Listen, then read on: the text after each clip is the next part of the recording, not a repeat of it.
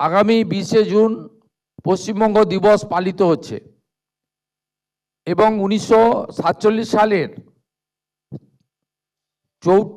আমাদের যে অধিবেশন ওখানে হয়েছিল 4 এপ্রিল থেকে 6 এপ্রিল 1947 ডক্টর শ্যামাপ্রসাদ মুখার্জির নেতৃত্বে ভারতভুক্তির সিদ্ধান্ত হয়েছিল।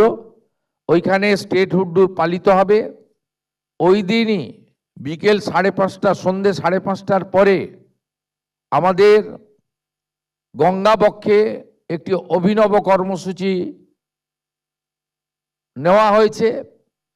সেটা আপনাদের সকলের সহযোগিতা প্রার্থনা করব এবং তার সাথে সাথে একটু আগে মাননীয় মন্ত্রীজি যে ইনোভেটিভ ব্যবস্থার কথা বলেছেন, যে একটি নতুন ব্যবস্থার কথা বলেছেন, ড্রোনের মাধ্যমে আধুনিক প্রযুক্তির মাধ্যমে যোগার বিষয়ে গোটা কলকাতাকে, সন্ধ্যার কলকাতাকে বন্দে যোগম যোগ পূজার প্রাথমিক প্রস্তুতি হিসেবে একটা আলাদা পরিবেশ এবং আলাদা দৃশ্যপট তৈরি করার তারা উদ্যোগ নিয়েছেন।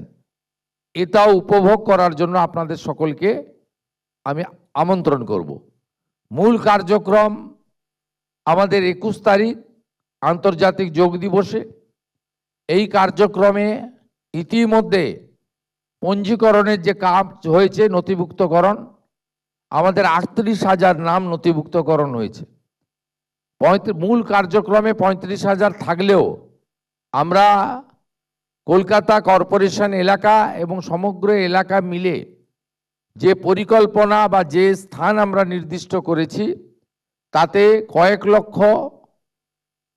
আমাদের ব্যক্তিবর্গ, সুনাগরিক, সহনাগরিক, তারা এই যোগ দিবসের যোগা কার্যক্রমে অংশগ্রহণ করতে পারবেন, এই বিশ্বাস আশা আমরা রাখি।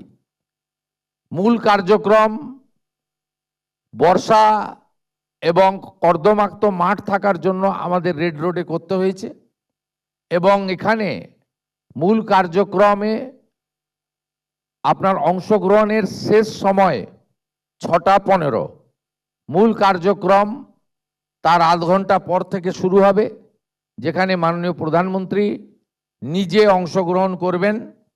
এটি আমাদের দেশের আয়ুষ দপ্তরের মূল কার্যক্রম হিসেবে পালিত হতে চলেছে এবং সেখানে আয়ুষ দপ্তরের যে প্রোটোকল আছে, সেই প্রোটোকল মেনে যোগা অভ্যাসে আপনারা অংশগ্রহণ করবেন। এটাই আমাদের কর্মসূচির মধ্যে আছে।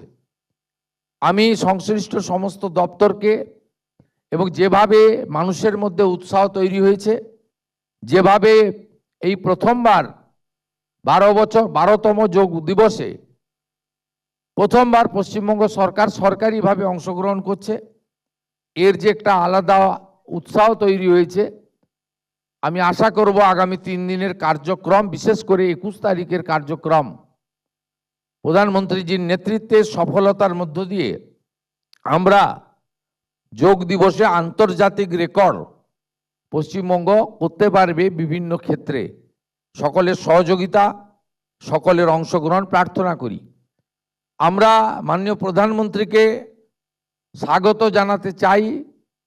স্বচ্ছতাতে স্বাগত, অর্থাৎ স্বচ্ছ ভারতের অন্তর্গত স্বচ্ছতা, পরিচ্ছন্নতা এবং একটি সুস্থ পরিবেশ, একটি পরিবেশ বান্ধব পরিবেশ, একটি প্রকৃতি বান্ধব পরিবেশ, এটার মধ্য দিয়ে আমরা মাননীয় প্রধানমন্ত্রীকে এই ঐতিহাসিক কলকাতা শহরে আমরা স্বাগত জানাতে চাই।